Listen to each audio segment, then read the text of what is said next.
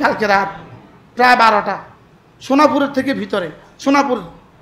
আমরা এক দোকানে চা খেতে বসছি, তা এক লোক ছুটে আসছে। পরে বলতেছে, হুজুর এই দোকানে বসে বসে আলহামদুলিল্লাহ 6 তাসবিহ আদায় করি। কি দোকানে বসে বসে কি করি? বেটা দাড়িগুলো ছোট ছোট, লেকিন দেখলাম চেহারাটা নূরে ঝলসে। এখনো দাড়ি বড় হয় নাই, লেকিন চেহারা সুন্দর হয়ে গেছে। চেহারা কি হয়ে গেছে? আপনার জিকিরে আমার জিহ্বা নড়বে যত, জিকিরে আমার জিহ্বা নড়বে যত, আর সাজিমে রব্বে করিমের জিহ্বা নড়বে তত।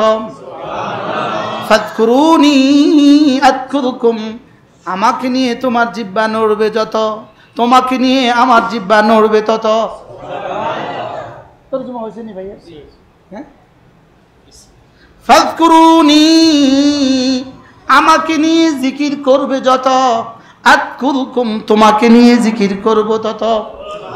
আমাকে তুমি ডাকবে যত, তোমাকে আমি ডাকবো তত। সুবহানাল্লাহ বলেন।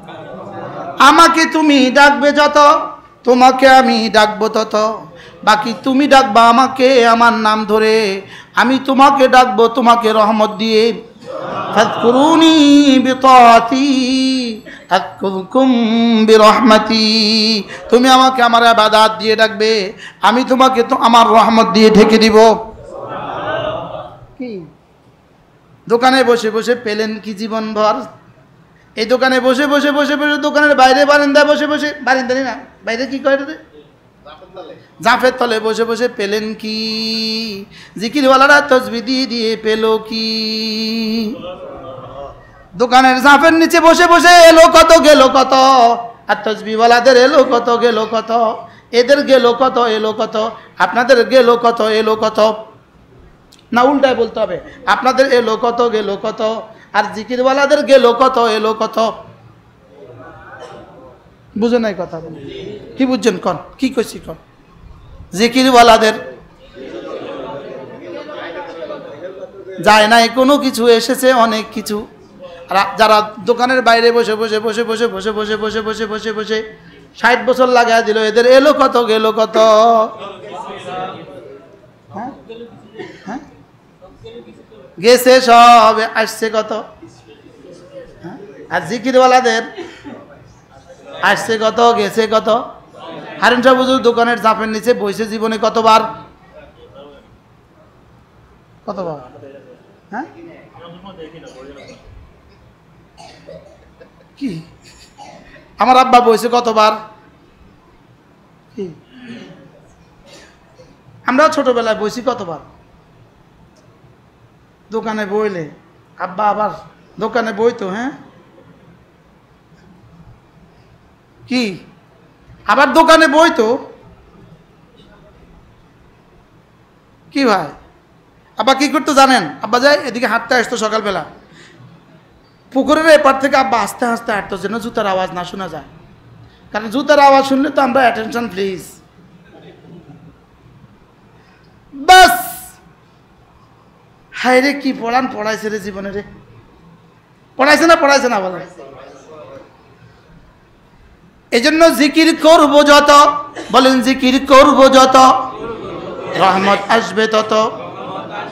জিকির করবো যত, বরকত হবে তত। আর জিকিরের মধ্যে এবার সবচেয়ে বড় জিকির নামাজ, সবচেয়ে বড় জিকির। বলা যিকরুল্লাহি আকবার, সুবহানাল্লাহ বলেন। নামাজ কি সবচেয়ে বড় জিকির? বলেন। নামাজের নগদ 5টা পুরস্কার, নগদ 5টা পুরস্কার। 1 নম্বরে দিয়ান লিল ওয়াজহি, চেহারাটাকে সুন্দর করে দিবে। বলেন নামাজের 1 নম্বর পুরস্কার কি? 2 নম্বর পুরস্কার নূরান লিল কলবে, হৃদয়টাকে আলোকিত করে দিবে। 3 নম্বর পুরস্কার সাআতান ফিল মাআশ, জীবনটাকে বরকতে বরকতে ভরে দিবে। 4 নম্বরে সিহাতান ফিল বদন, শরীরটাকে সুস্থ করে দিবে। 5 নম্বরে মুহাব্বাতান ফি কুলুবিল খালকে, মানুষের হৃদয়ে হৃদয়ে ভালোবাসা দিয়ে দিবে। আপনাদের এই ছোট ভাইকে বাংলাদেশের মানুষ মহব্বত করেনি? কথা শুধু এখানেই করে না, সারা দুনিয়াতে করে, সারা বাংলাদেশে বলে। কি সুবহানাল্লাহ বলে। কি ভাই এগুলো হলো বাপের বুজুর্গি, নানার বুজুর্গি। কন আমরার কোনো কামাল নাই, কন আমরার কোনো কি নাই, কোনো কামাল নাই, হুদা ধোকা। আমরা আছি ধোকা, বাপের বুজুর্গি বলেন, বাপের কি, নানার বুজুর্গি, দাদার বুজুর্গি। দাদাকে তার আমরা দেখি নাই, আমাদের দাদাও বুজুর্গ ছিল নাকি ভাইয়া? বড় ভাই তো দেখেন নাই না, দাদাকে তো দেখেন নাই। আপনি দাদিকে দেখছেন না? রফিক ভাই দাদিকে দেখছেন না? মাশা কি ভাই, জিকির করবো তো এবার। সবচেয়ে বড় জিকির কি? আবার বলেন, সবচেয়ে বড় জিকির কি? এখানে কয় আঙ্গুল, এখানে কয় আঙ্গুল, এ পায়ে কয় আঙ্গুল, এ পায়ে কয় আঙ্গুল, চক্ষু কর্ণ নাসিকা জিহ্বা ত্বক কয়টা? এত 5 কেন? কালিমা, নামাজ, রোজা, হজ, যাকাত, ফজর, জোহর, আসর, মাগরিব, ইশা। সুবহানাল্লাহ বলেন, গণেন, ফজর, জোহর, আসর, মাগরিব, ইশা। আবার বলেন, আবার বলেন, মান সাল্লা সালাতাল ফজরি ফাহুয়া ফি জিম্মাতিল্লাহ। ফজরের নামাজে পড়লো যে আল্লাহর জিম্মায় ঢুকলো সে। ফজরের নামাজে পড়লো যে আল্লাহর জিম্মায় ঢুকে গেলে তার আর কিসের পরোয়া? কি হয়? পড়বো ফজর নামাজ, রাকাতা সালাতিল ফজরে খায়রুম মিন খায়রুম মিনাদ দুনিয়া ওয়া মা ফিহা। রাকাতা সালাতিল ফজরে খায়রুম মিনাদ দুনিয়া ওয়া মা ফিহা। ফজরের 2 রাকাত নামাজ দুনিয়ার মধ্যে যা আছে তার চেয়েও দামি। কয় রাকাত নামাজ? তাহলে স্লোগান তোলেন, ফজরের নামাজে পড়লো যে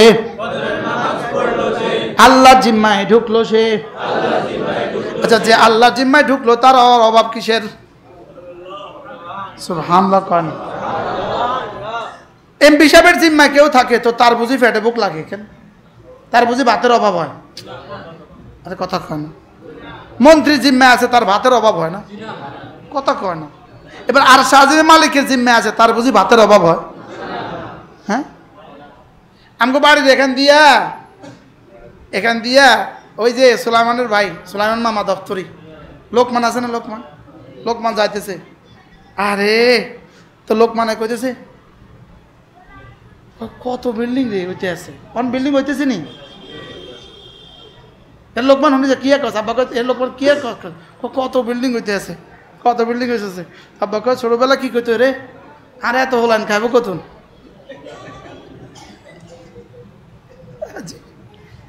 এখন বাড়ির বিল্ডিং উঠেনি, আলহামদুলিল্লাহ কন। আজীব না? কোন প্রসঙ্গ চলতেছে? নামাজ পড়বো তো ইনশাআল্লাহ। ফজর নামাজের পুরস্কার কি? আবার বলেন, আল্লাহর জিম্মায় ঢুকে গেল। ওসি সাহেবের জিম্মায় ঢুকে গেলে, চোরা যদি কোনো রকমে ম্যানেজ করে ওসি সাহেবের জিম্মায় ঢুকে যায়, তার ঘর পায় কোথায়? এসপি সাহেবের জিম্মায় ঢুকে যায়। কথা কন। হ্যাঁ, কালকে বাংলাদেশের এক এসপি সাহেব 2 জন মানুষ পাঠাইছে আমার কাছে দাওয়াত লিখতে। আমি কেছি যে এসপি জন্য বড় আর পুলিশ অফিসার আসেনি, তাকেও কইতেছি অবশ্যই আছে। আমি কি হাতা করে মাহফিল দেওয়ার অত টাইম নেই। গতকালকে দুপুর আমি তা করে মাহফিল দেওয়ার অত টাইম নেই। আমি কি এসপির জন্য বড় আর আছে না, আছে না, দিয়েছি, আছে না নাই? আমি তা করে মাহফিল দেওয়ার অত টাইম নেই। কি আলহামদুলিল্লাহ বলে না? কি জানি কইছিলাম কোন? ফজরের নামাজে পড়লো যে এসপি সাহেবের জিম্মায় ঢুকে গেছে, ওসিয়া তারে খুঁজে পায়, কথা কয় না। আচ্ছা, এবার ডিআইজি জিম্মায় ঢুকে গেছে, ও এসপি সাহেব তারে খুঁজে পায়। আচ্ছা, এবার আইজি জিম্মায় ঢুকছে,